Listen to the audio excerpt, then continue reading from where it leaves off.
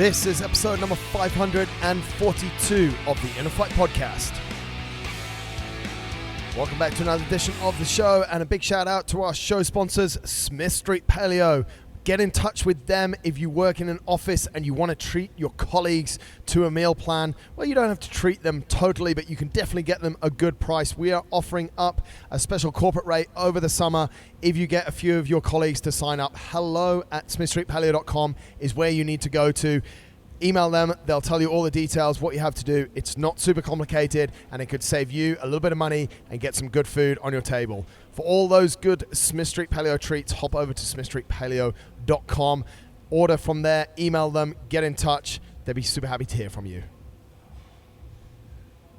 Welcome back to another edition of the podcast, folks. And this show, actually, I recorded during my recent trip to London with Mark Whittle. He is the founder of the Take Flight podcast. I was on that show a few months ago, and I really encourage you guys to go and check it out. This was an awesome conversation with Mark. We dug into why he started the show, things that motivate him, some of the guests that he's had on the show, and really had an interesting conversation. We went back and forward on a few issues, got a little bit nicely heated, but this guy's got a lot to share and is a super cool guy, so it's great to sit down and talk to him. I really hope you guys enjoy the show as much as I enjoyed doing it with Mark. Let's jump into today's show. And on that note, we will start the show. Very interesting conversation there before we kicked off with Mark about the name of his podcast. Folks, we are talking today, as I just said there, with Mark about the Take Flight podcast. Mate, it never used to be spelled F-L-I-G-H-T. Tell us the backstory. What's this podcast all about? How did it start? Okay, mate. So, yeah, the podcast is called the Take Flight podcast. It's a peak performance podcast where we speak with the best in the world at what they do. They share their inspiring stories. They tell us tips, tricks, habits, routines about the things that help them be successful. So, the likes of myself and other listeners can take those habits away and incorporate them into their lives and hopefully be better at whatever they're doing. So, in my mind at the time. What a way to start. I know, mate. Thank you so much for this, by the way. Brilliant. For me, it was all about being the number one version of yourself. So me being me and new into the world of entrepreneurship and building something and a brand and then a name, I thought it would be interesting and unique to spell flight differently. I spelled it F-L-1-G-H-T. Makes sense, so mate. Yeah, kind of. I see where you're coming from. But as I was just saying to you there, sadly, it just meant that no one could find it in the search bar. So we've changed it. SEO guys are ripping their hair out, mate. Mate, I want to dial back now that we've absolutely pasted you for calling it something and later correcting it. But I want to dial back, mate, and I want to really understand what inspired you or what motivated you to start a podcast, because this is something super interesting. Like, podcasting has exploded over the last few years, and it's always interesting to hear like why people have started them. You say you speak to some of the best people in the world, but why did you start it? Yeah, it's a good question, mate. It's something I've shared a few times, and it's essentially when people come up against difficult times in their lives or dark patches, and it's something that I found myself in a bit of a difficult situation, struggling with a little bit of mental health. I got to a place where, from the outside looking in, it probably looks like I was doing really, really well, had a good job in the city, making good money, looked successful, right? In the conventional words, in the conventional term of successful.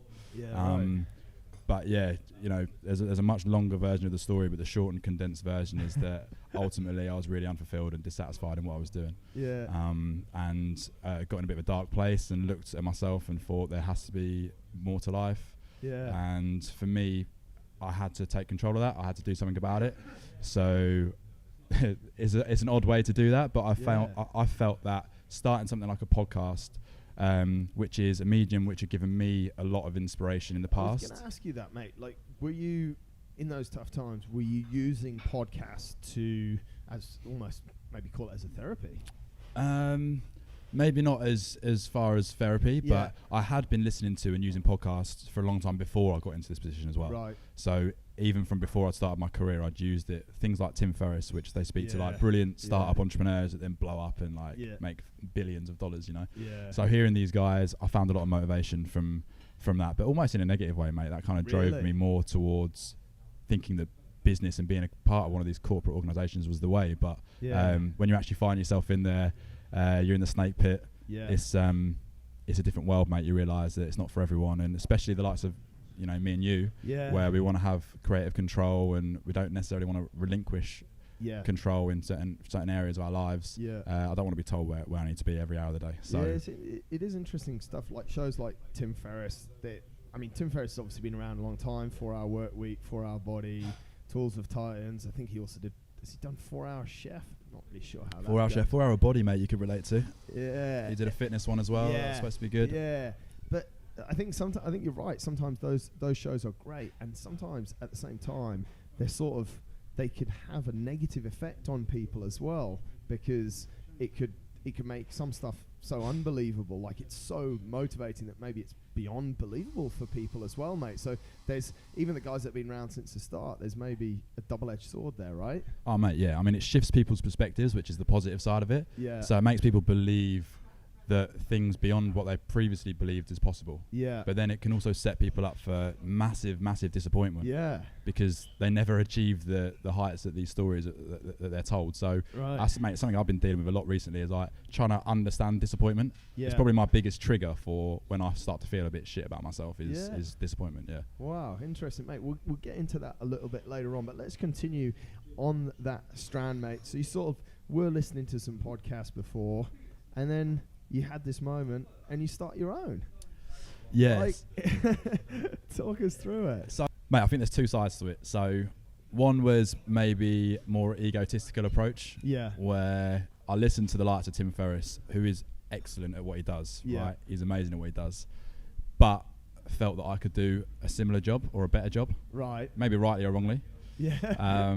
So there was that side of it. Yeah, Tim Ferriss, you New York Times bestseller, and I'm this boy from London, and I'm just gonna smash you. I love it. But you listen to these things, and like this is, I find a lot of the time that when things inspire you to act is when you look at it maybe from a competitive standpoint. Yeah. So I looked at it and I thought, mate, Tim Ferriss is amazing. He's inspired me to do things, but I could do this, So I looked at it from that point of view. That's but mate, so cool. On the other side of it, it was like I had friends that were doing great things, and I had friends that were successful, and I had friends that looked very, very happy.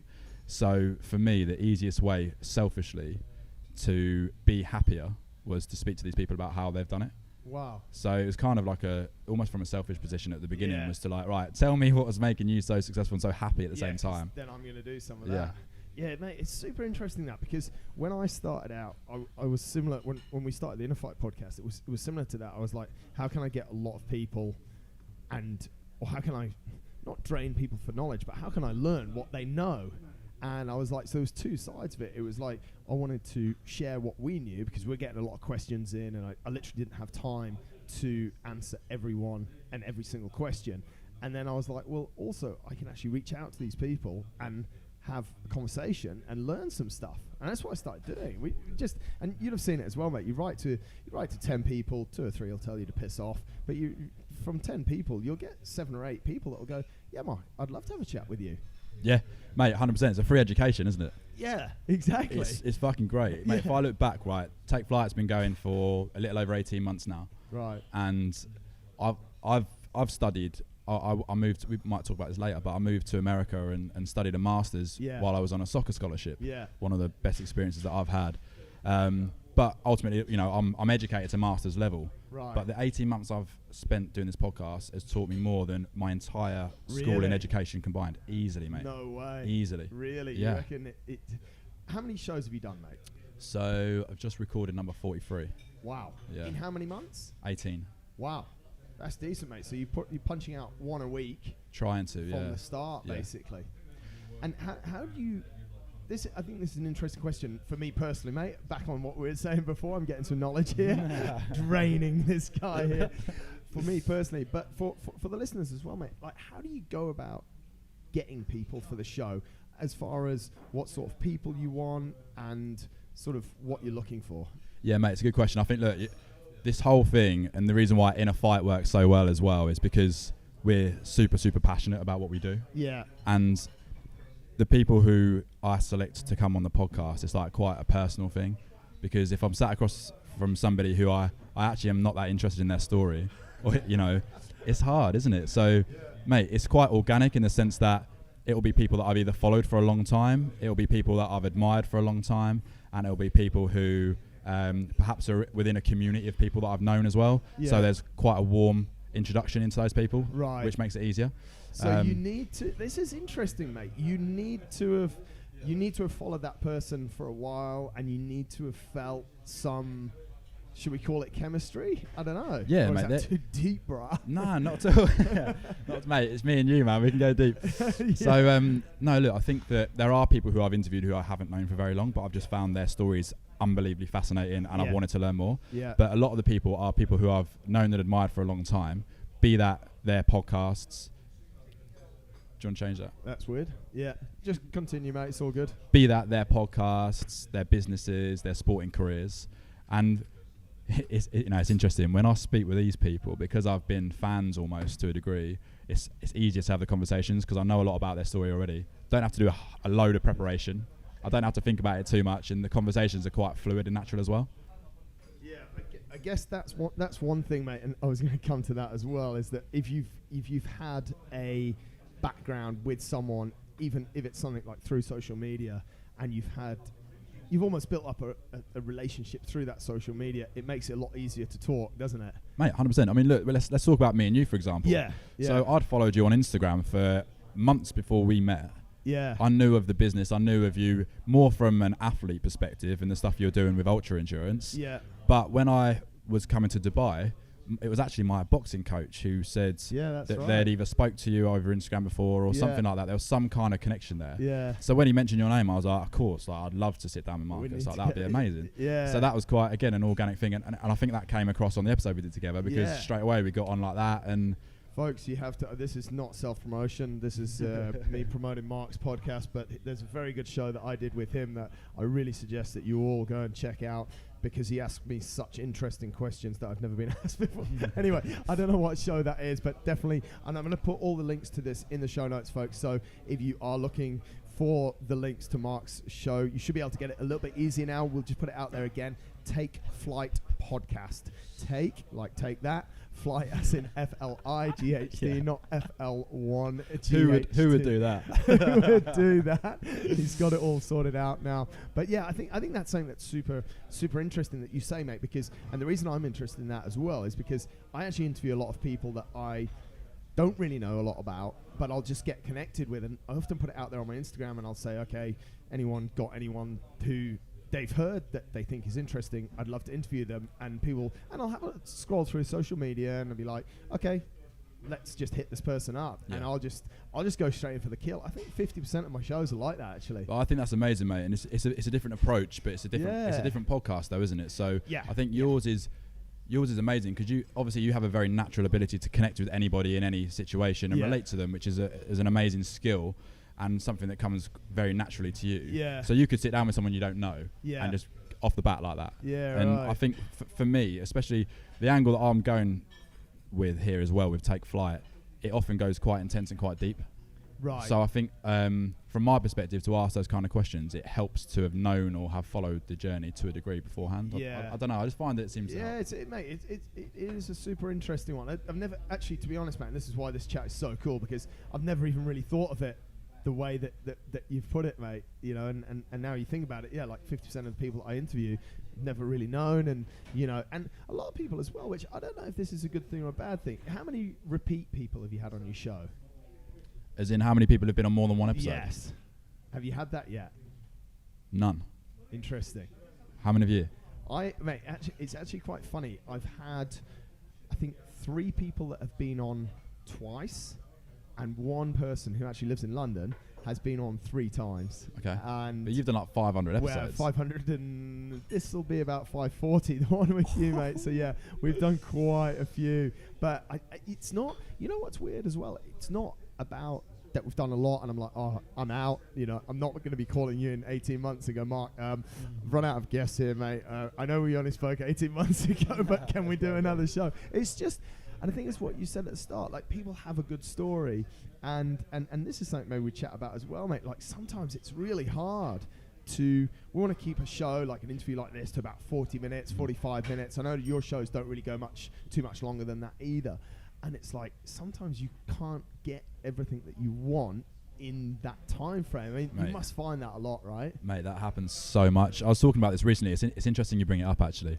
It's something I find is probably the biggest challenge. You know, people talk about how do you find guests for the podcast? How do you arrange time with busy schedules for the podcast? The most difficult thing is when you're actually sat there, because the conversations, and again, the type of conversations that me and you have, they go so deep and intense. Yeah. They will trigger like a million thoughts while you're having that chat. So I think, mate, our biggest challenge is like, how do you decide where to take that conversation? Because you would, especially, mate, in our one, it's a perfect example. You'd say something, and for me, it would trigger 6 or 7 questions. Yeah. So then I've got to go, right, what's the priority here? What do I want to ask next? Or do I not want to say anything? I want to let you flow and keep going. Yeah. So I think that's the hardest thing. Mate, especially when we recorded our show in Dubai, when I was on your podcast in Dubai, because you had some notes, you're really well organised, and like I could see the notes, and we sort of, I think about 30 minutes in, and we hadn't actually got to point 2 because we just spread it out, and then you got a little bit of OCD like me as well, mate. Like you had an agenda and you sort of, and then we're going down.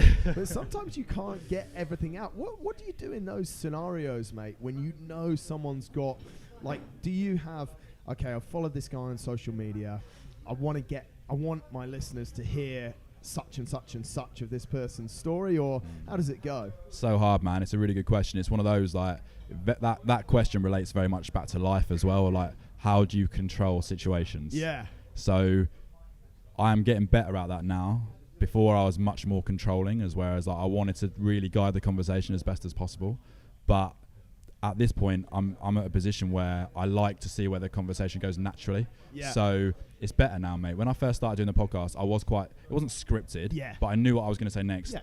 And I would prepare it to that point as well, where I would ask a question, which I kind of knew where he was going to go with it. Yeah, right. Or she was going to go with it. Yeah. And then the next question would be kind of loosely related. So it was an easy transition for me. Yeah. Whereas now I don't even look at the questions, as I was saying to you before. But mate, it's a difficult one, man. I think when you relinquish control and just let it flow naturally, then things happen. It's the same in conversations, the same in life. And yeah, I was going to say, that's such a big like push onto life, isn't it? Yeah. Like, but is it knowing...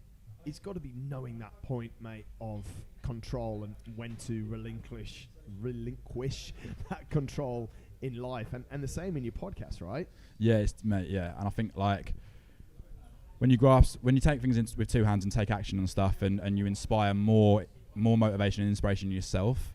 Those things are taking ownership. Yeah. And there's a difference between taking ownership and taking control. Right. I think you can steer your ship as best as possible. There's the analogy when people talk about a car, right? Yeah. So you're driving the car, you've got the car itself, you've got the driver, you've got the engine. Yeah. You can only do the best thing you can to steer that car in the right direction. Right. There's so many other things that come into play outside of your control. In Dubai, all the monkeys that drive around you, but it's a bit different. Mate, it's terrifying over there.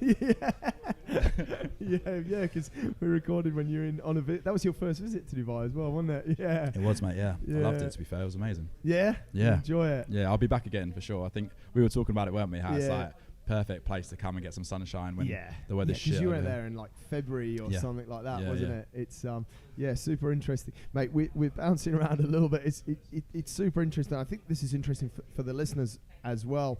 And one thing I did want to say there is, I remember when I first started podcasting, and I used to have that list and that agenda, and you'd sort of be like 10 minutes into a show, and you've only got 2 of your 8 points left because the person is just not giving you enough back. And that's actually when I sort of scrap the whole thing. I'll always do some research on the person, but then I'll just let it roll a little bit, and just let what's supposed to take its course, because I was literally, mate, I was like, I've got to make a 40-minute show with someone. I've got 10 talking points, and after 10 minutes I've only got 2 left. What am I going to do for the rest of the hour? I found that, like, it's interesting to say 10 as well. I found that like 10 questions or 10 points will fill about an hour. Yeah. If you get it right with somebody. Yeah.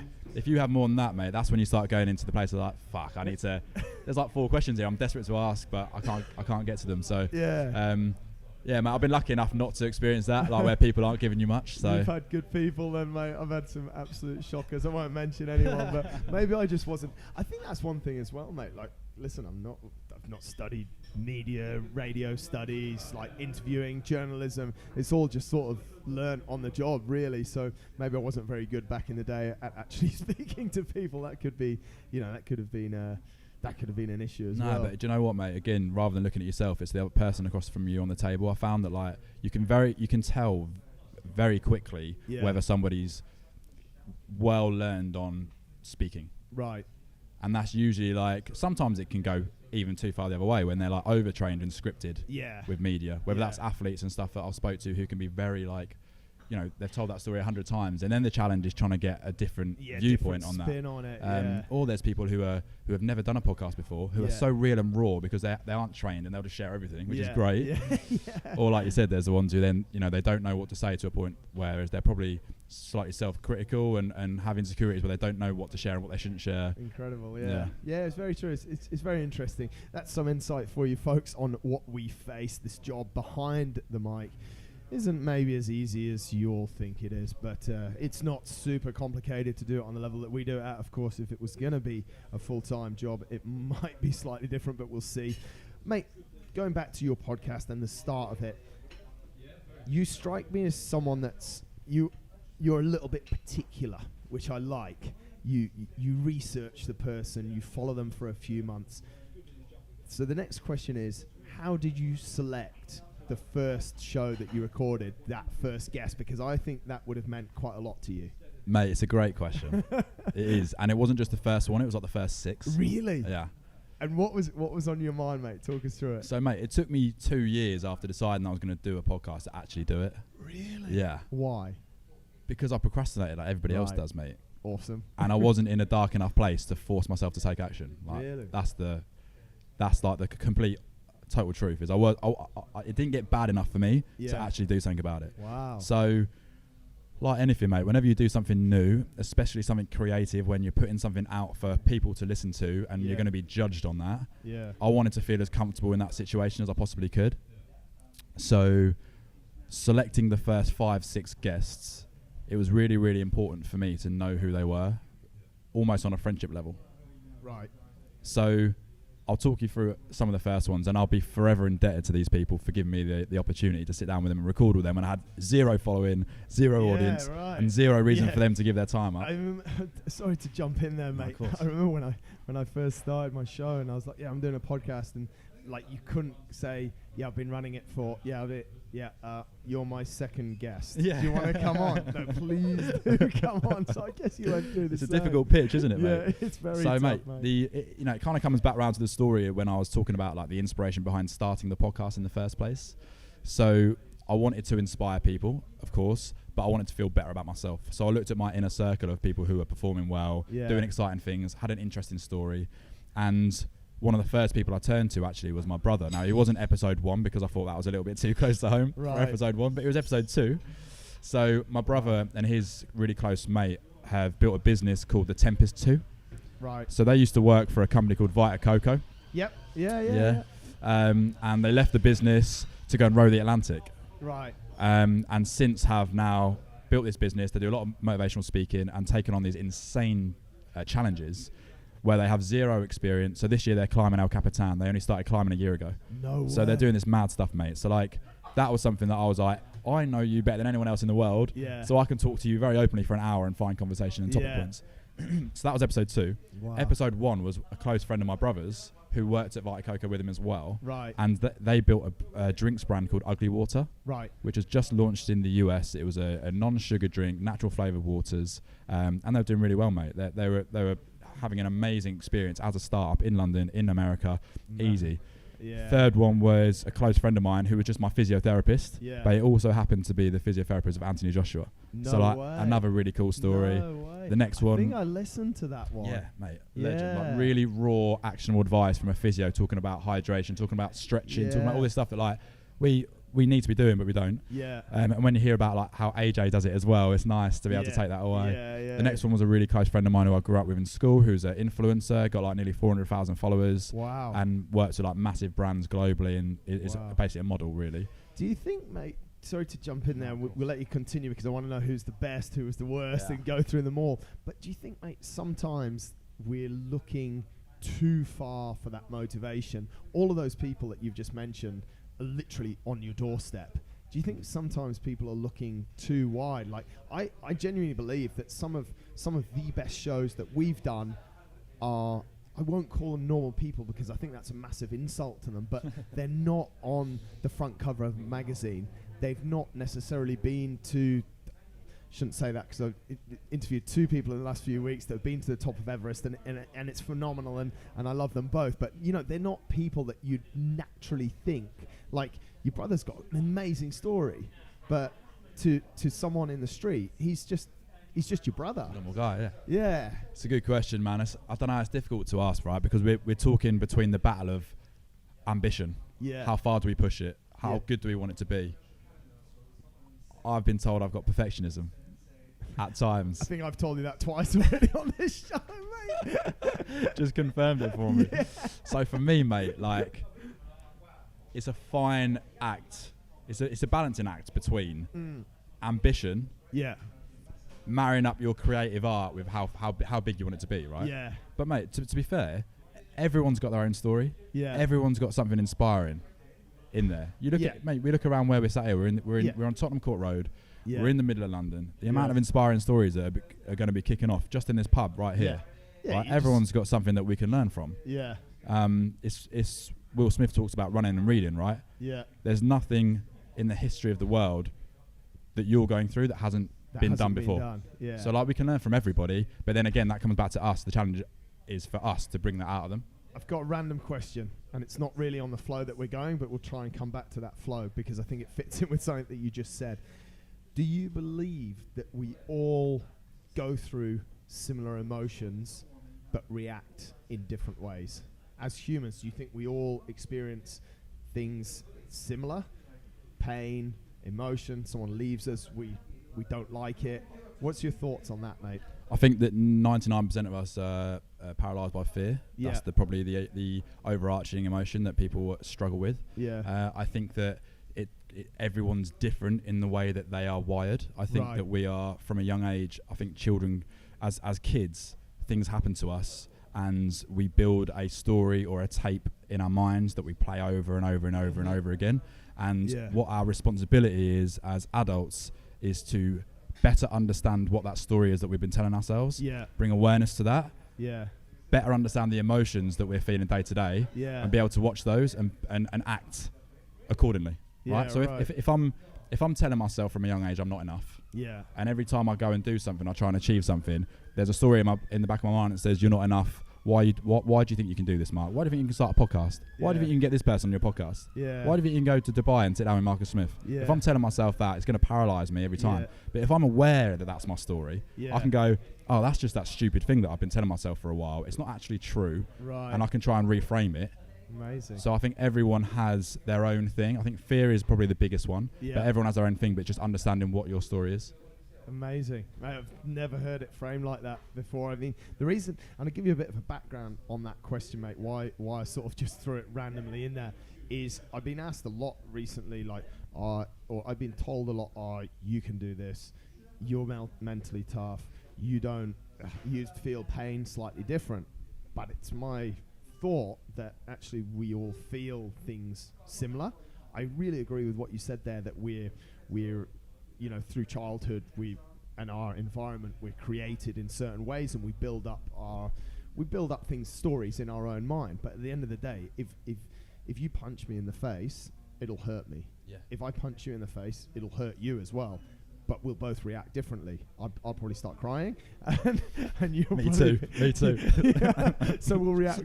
But it's like we almost choose how we react to that situation.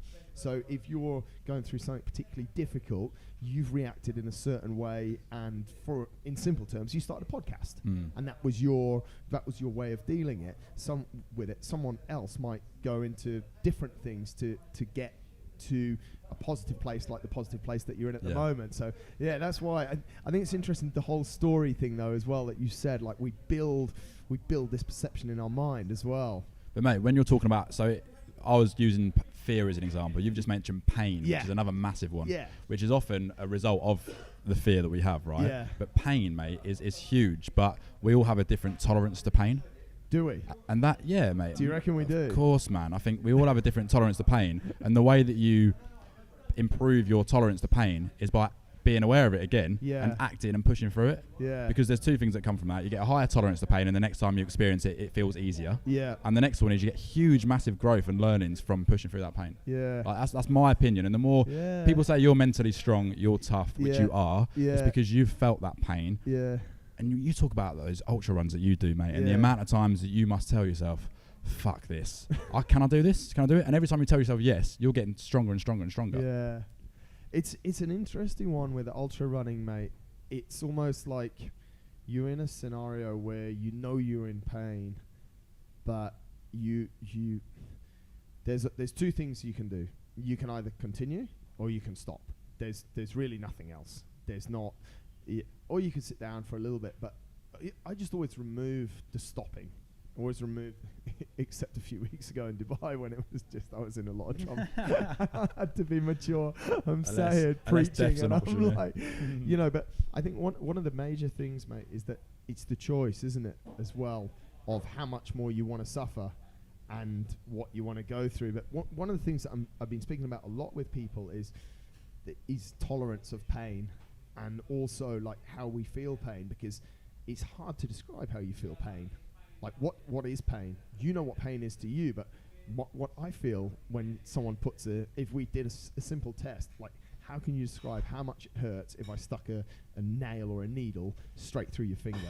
Yeah. Like how can we describe it? And how can we compare that? It's difficult, mate. It's difficult, isn't it? But the thing that I would say to that, right? So I spoke earlier about that I played football all my life. Yeah. You know, it was my first love. Yeah. It's and I miss it still so much now because it gives you so much. I think sport in general does.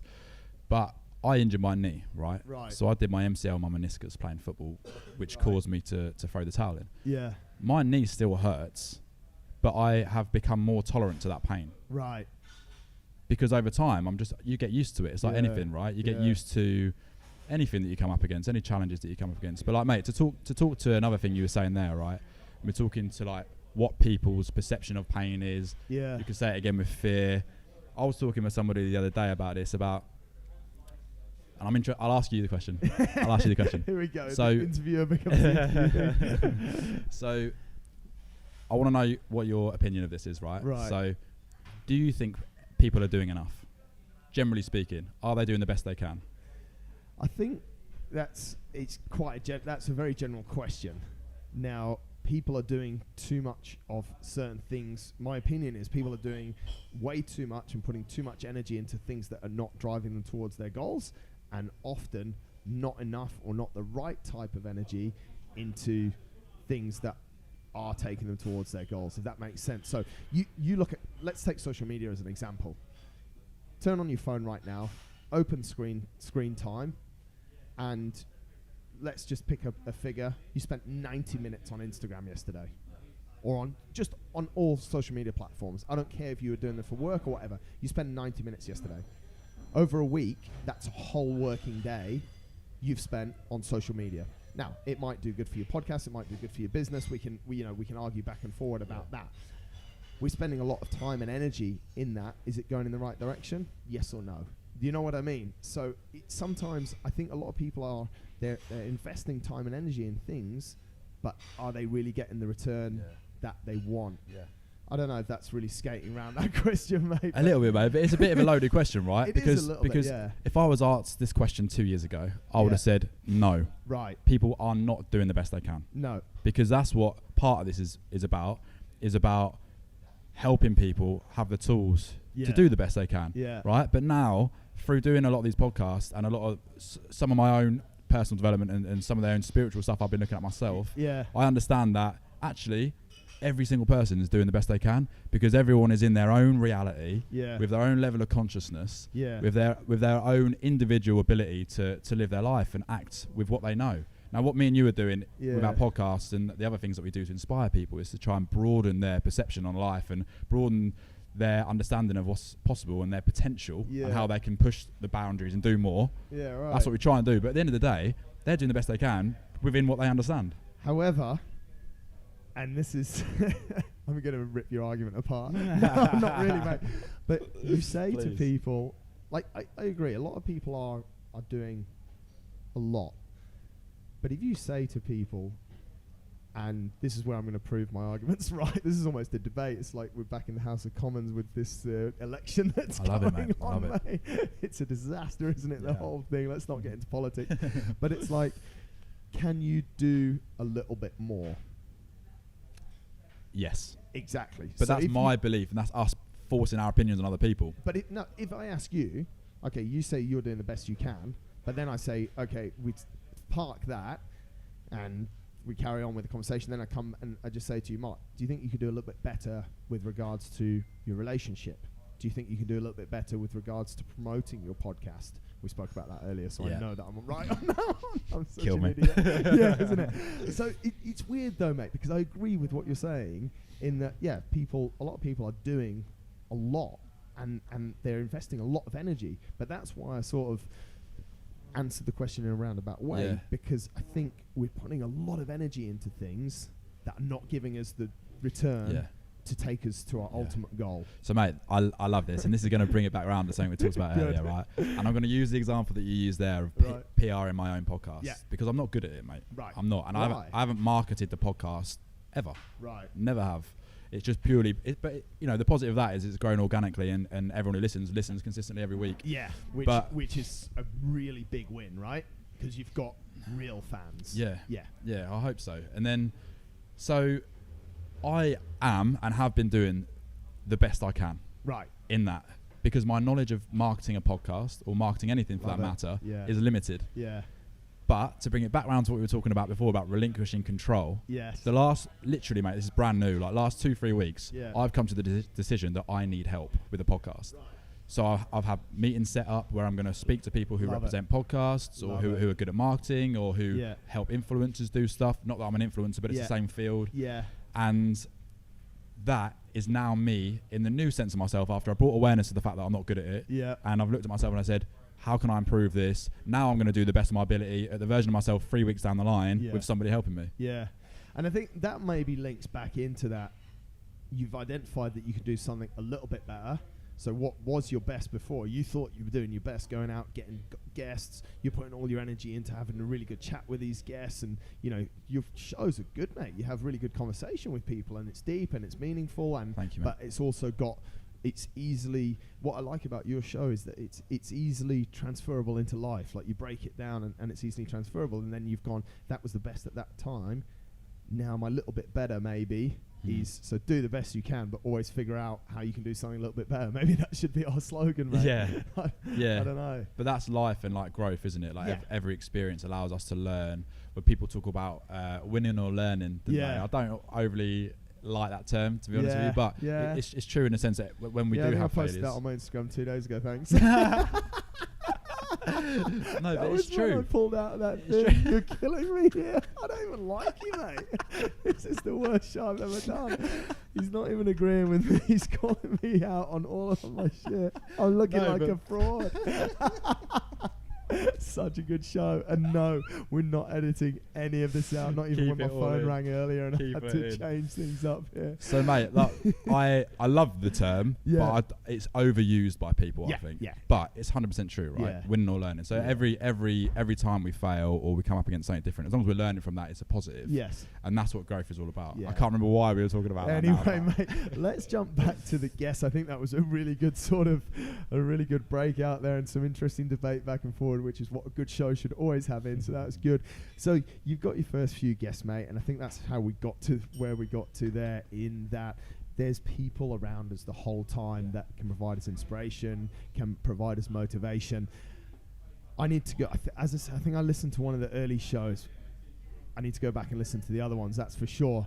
Best guest so far, and why? This is so hard, mate. You can give me 2 or 3, but let's push some people. Let's really sell the show. Which ones were you best? Not that we have to, mate, because I think if people listen to this, they're going to be inspired to go over and listen to your show. Can I give you?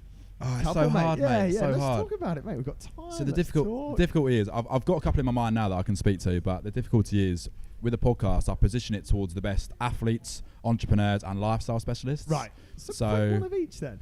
Okay, so I mean, so we've had athletes like Jamie George, who's the best hooker in the world. Really? British Lions, England, Saracens. He's won every trophy in rugby. And he's just a fucking legend. Really? He's a mate of mine now, off the back of doing the pod. Really? But like also, so it's hard because like, so the first 5 shows. What made him good though? What made him good is because I'm literally sat opposite somebody who is the best in the world at what they do. That what they do. Yeah. Nobody's better at being a hooker in world rugby, arguably, than him. And his advice was brilliant, and he had good fun with it, and his energy was great, and it was just like, I just really enjoyed it. For me, that was episode 9. It was a highlight of doing it at that point. It was someone who, it wasn't a friend, it wasn't within my community before. Wasn't someone I know. It was someone. It's a relationship that was built purely off the podcast existing. Wow. Which was a nice. And it must have been quite, shall we say, outside of your comfort zone, mate, because you sat down with a guy who you've obviously got a lot of respect for. Yeah. You could feel quite intimidated by him. But again, mate, I'll tell you why, it wasn't out of my comfort zone. A, because I loved him and I'd watched him in a lot of rugby matches, so I knew a lot about his backstory without having to do any research. Amazing. B, I was sat in one of my oldest friend's kitchens who plays for Saracens with him, which is how I got that link into him. So it was quite easy then. But mate, to talk to some of the other ones, another massive like tipping point for the podcast was getting a guy called Ed Milet on the podcast, who I don't know whether you've heard of him or not, but he's huge in the US. He has a massive podcast himself. He is a close friend of Tony Robbins, so he runs in that kind of circle. Wow. He's worth 400 million.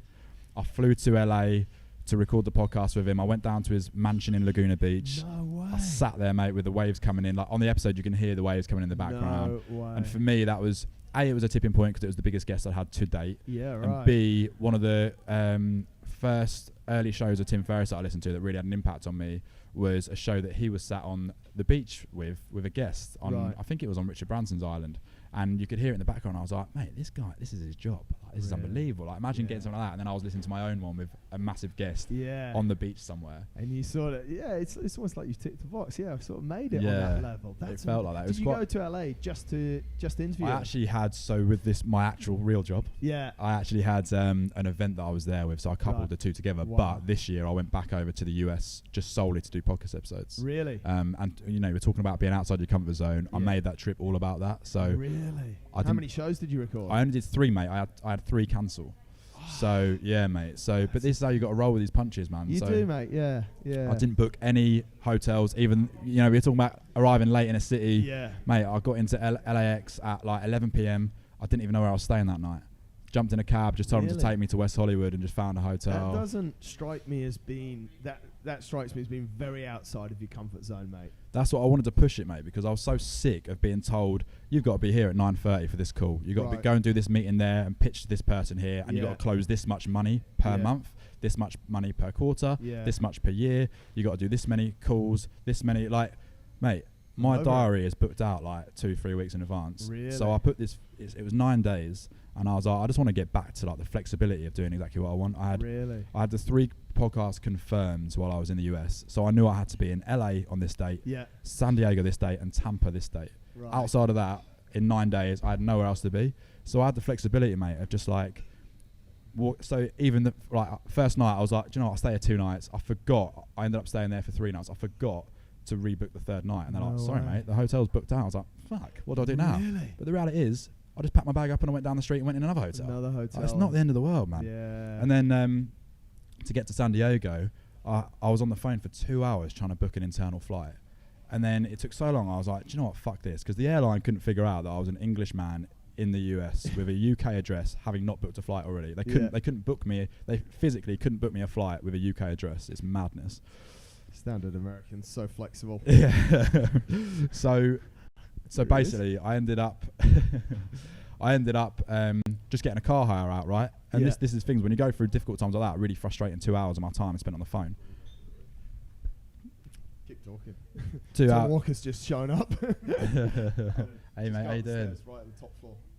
We won't edit that out as well. 2 hours on the phone, right? Getting really pissed off, trying to cope with it as best as I can. Following morning, I was like, do you know what? I'm just going to get a car out and drive down. And I went in there and I got upgraded to the sickest car, mate. Wi-Fi in the car, all this stuff. Just like driving down. And it was the best experience, mate. Just driving down the ocean. And then because of that, because I didn't fly to San Diego, I spent 2 days just stopping in little surf towns, like putting over. And it was amazing, man. So, mate, to get back to the question, the third guest on this trip. I was going to say third. Yeah, the third guest on this trip was a guy called Nick Santanastiso, who's it took me a while to learn that. Do you ever have that, mate, when you have like quite complicated surnames and you're like introducing them? Yeah, mate, literally, I had to practice that so many times. Really? Yeah, but this guy was born with a syndrome called Hanhart syndrome. Yeah, which meant that he was born into this world with no legs and one arm. Wow. And he's now a motivational speaker. He does amazing stuff to inspire people. He calls himself a shifter of perspectives. Wow. So I sat down with this guy, mate, and just the guy's energy is unreal. He's only 22 years old. He's just turned 23. So when I sat down with him, he was 22. Yeah. And his story around coping with and managing the cards that you've been dealt in your life, whatever they are. Like he obviously was dealt a pretty rough hand. But he's managed to turn it around and like play it pretty well. That's incredible. So he speaks to like 12,000 people at a time in his conventions and stuff.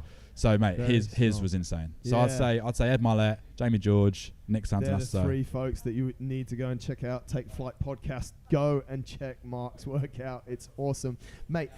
We've got a few more minutes left, and I've got a few more questions that I do actually have pre-ready in the back of my mind. I actually just wrote a note on one of them that I have to get in the show because I always try and get one of these in. However, stop talking and get them out. What do you think it is that letting go, that whole thing that you sort of said there, mate, you went to America and you just roll with the punches? Do you think more people are we too uptight? Do we need to be letting go of things? And how do you persuade someone to do that? Like, it's not in your nature, mate, to go to the States and do what you did, right? It's just not. No. So how do you get this mindset? Someone's listened to that and gone, okay, Marcus has taught this guy up as being quite OCD and everything's in a line, just like I am and whatever. How do you, I could not do that, mate. So this is almost a selfish question. It's like, I just don't think I could get to the States and not have a hotel. So how do you let go of maybe control, or how do you let go of things that have happened, situations, maybe argument you've had with your boss, with your wife, with your girlfriend, and how do you just go, I'll just let it, I'm just going to roll with it. It's cool. I'm not stressed. I'm going to get into LA. I'm going to be cool that we had that argument. She was right. I was right, but I'll tell her she was right.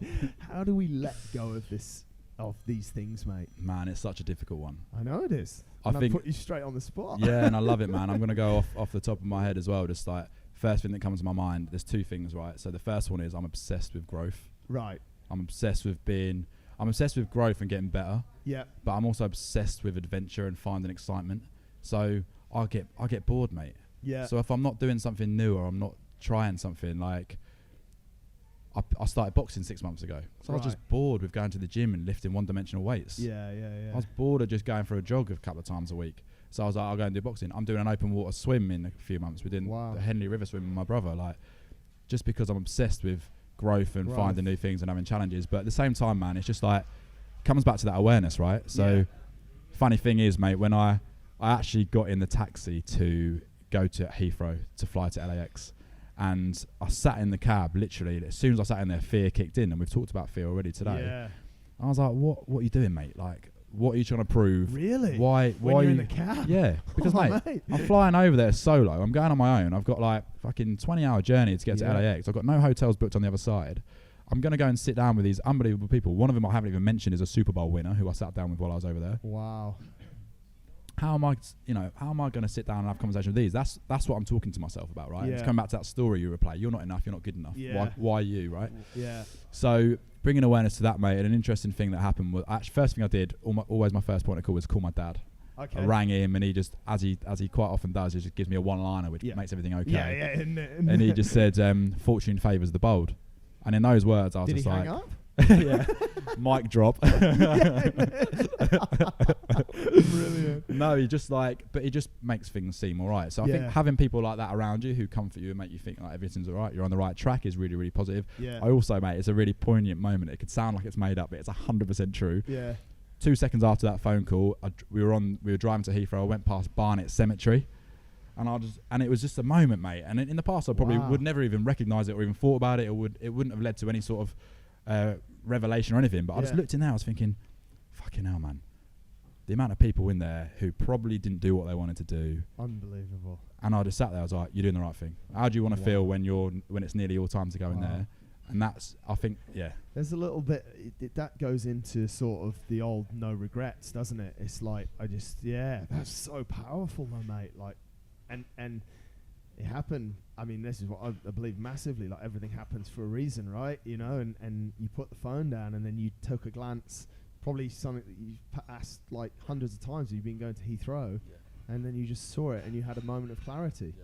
That's super strong. Right? Yeah, I think you could say so many things about relinquishing control, but just like at some stage you have to trust the universe and trust the process. I think when you stop doing that, and I experience this all the time because, like you said, I'm OCD and driven and all that, but like when you don't, you get overwhelmed, anxious, stressed, pissed off, disappointed. Yeah. All these emotions we don't want to feel, all these things that we want to try and avoid, because when you start feeling all those things, then it doesn't pan out for you and it doesn't work out. But like when you do like step back and try and just let things happen organically and naturally, like it does work for you, but you got to be really, really patient, which is again not a quality that I have in me bundles. Neither, mate. Yeah. So I think that's why we're quite similar. Just fully OCD, need to control everything and not patient at all. Mate, that's a very good answer to quite a tough question. Well done. You've ticked that box.